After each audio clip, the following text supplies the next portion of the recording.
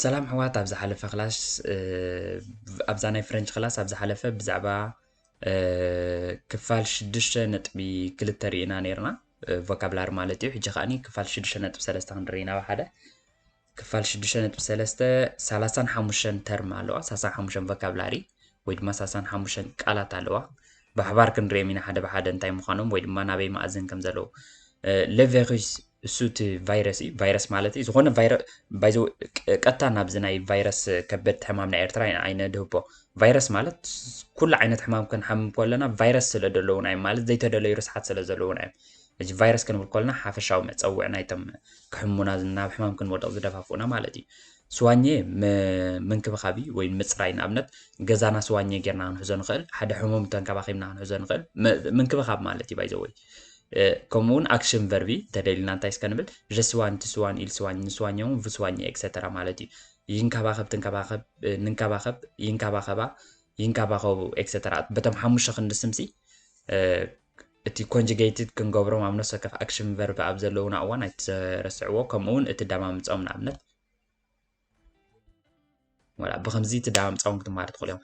እንደገና ቀፂልና እንታይ ኣለና ሰሰንቲ ክቢያን ኣሎ ሰሰንቲ ክቢያን ማለት ፅቡቅ ምስማዕ ፅቡቅ ክስማዓና ከሎ ኣብዚ ቨርብ ኮነ ሚናሊ እንተደሊና ሕጂ ሰንቲኽ ምስማዕ እዩ ሰሰንቲኽ ከዓኒ ዝስማዓና ዘሎ ነገር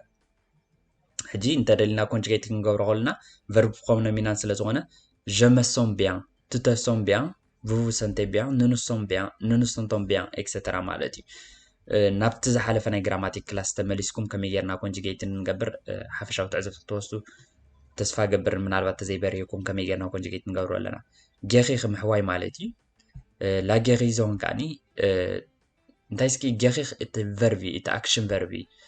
ላ ጌሪዞን ከዓኒ ምሕዋይ ኢና ክንብሎ ብትግርኛ ምክንያቱ ክልቲ እዩ ሕጂ ንኣብነት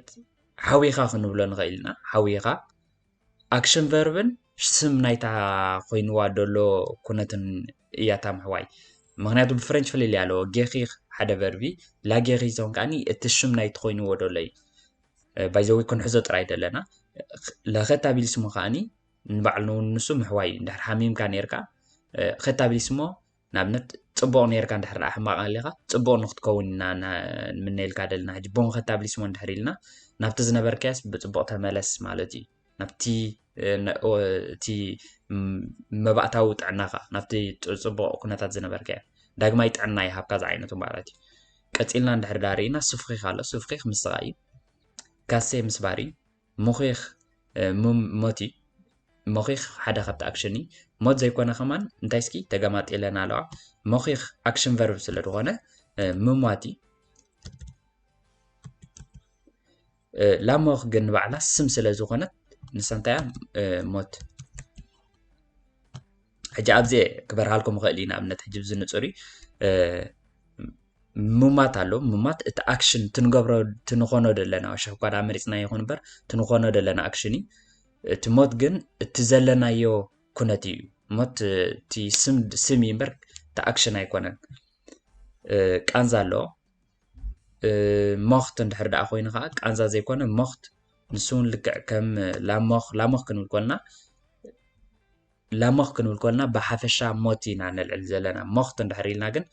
ዝመተ ሰብ ስለ ደሎ እዩ መይቱ ንበል ንኣብነት موت اوكي موت موتن ፍልል ያለው موت እቲ ዝመተሰቢ ሞት ከዓኒ ብጀነራል ሓፈሻ ክንልዕሎ ከለና ነቲ ቃል ላድሎኽ ከዓኒ ቃንዛ እዩ ስፖርቴ ምድጋፍ ኩዕሾ ክንድግፍ ንኽእል ስፖርቴ እዩ ስፖርት ኣርሰናል ቸልሲ ኤክሴተራ ዝተፈላለየ ኤኪፕ ስፖርት ክንገብር ንኽእል ፀጉማት ስፖርት ክንገብር ንኽእል ምድጋፍ እዩ ባይዘወ ቀፂልና እንታይ ኣለና ፎኽ ሓያል እዩ ፊያብል ድኹም እዩ በንፃሩ ፈኽማል ምሕማቅ እንታይ ናብ ክልተ ክትብል ትኽእል እያ ፈኽማል እንድሕር ደኣ ጀመሲ ፌማል እንድሕር ደኣ ኢለ ተሃሪመ ባዕለይ ዝተሃሪመ ማለት ዝኾነ ቅርጢም ንኸውን ንኽእል ወይ ድማ ንዓይ ከም ዘሕመንስ ኣብ ነፍሰይ ይስማዓኒ ኣሎ ምሕማም ወይ ድማ ቃንዛ ምግባር ንገዛ ርእስኻ እንድሕር ደኣ ንካልኦት ሰባት ጀሉየ ፌማል እንድሕር ደኣ ኢለ ንዑ ጎዲአዮ ኣለኹ ማለት እዩ ኦኬ ተጎዲአ ወይ ድማ ኦኬ ታ ፅሬት ትግርኛ እስከ እንታይ ምሕማም ወይ ቃንዛ ምግባር ዘይኮነ ምጉዳእ ማለት እዩ ሕጂ ጎዲአዮ ኣሎ ምጉዳእ ማለት ንገዛ ርእስና ክንጎዳእ ንኽእል ንኻልእ ሰብ እውን ክንጎድእ ንኽእል ኢና ጀማላለዞም ማለት ከዓ ኣብ እግረ ይሕመኒ ኣሎ ለኮኽ ነፍሲ እዩ ኒ ጥራሕ ነፍሲ ምዃኑ ንኣብነት ኢለ ኒ እንድሕር ኢልና ጥራሕ ነፍሲ ኣሎ ማለት እዩ ላፖ ቆርበት ለኮኽ ልቢ እዩ ላቴት ርእሲ ለቪዛዥ ገጽ ለሽቡ ለኦፕ ኦኬ ለሽቡ ለፖዋል ክልተ ነገር ኣሎ ለሽቡ ክንብል ኮልና ጨጉሪ ፖዋል ግን ኣብ ነፍስና ዘሎ ጨጉሪ ንኣብነት ኣብ ርእስና ዘሎ ጨጉሪ ለሽቡ ክንብሎ ኢና ፖዋል ግን ሓደ ሓደ ግዜ ኣብ ኢድና ወይ ናብ እግርና ወይ ናብ ዳንጋና ንደቂ ተባዕትዮ ሕጂ ንኣብነት ጨጉሪ ክህልዎ መኽእል እዩ ሕጂ ንሱ ጨጉሪ ይኮና ንብል ፖዋል ኢና ንብል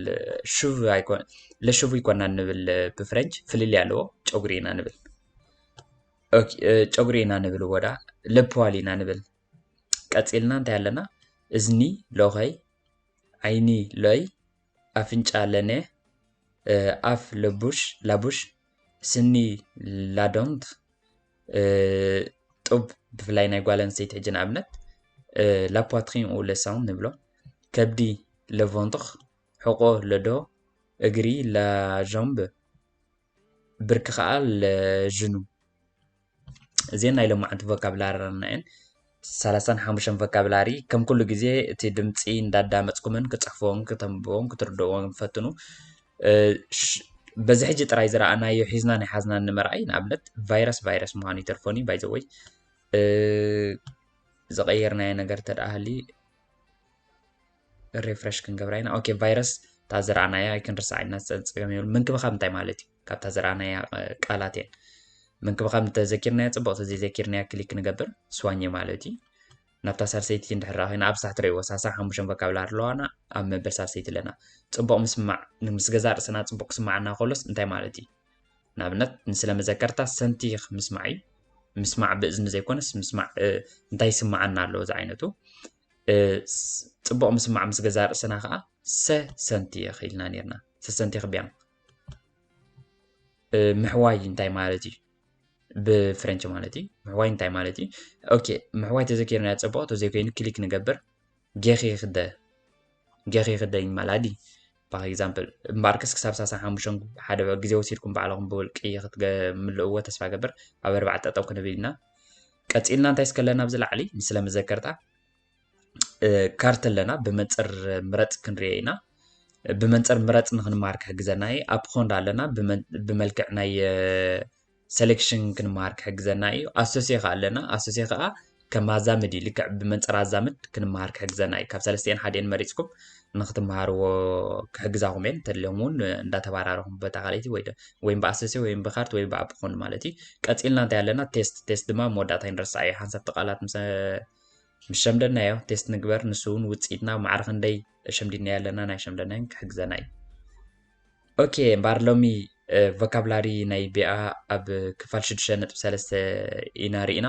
ኣብ ዝመፅእ ኣብ 6.4 ይራኸበና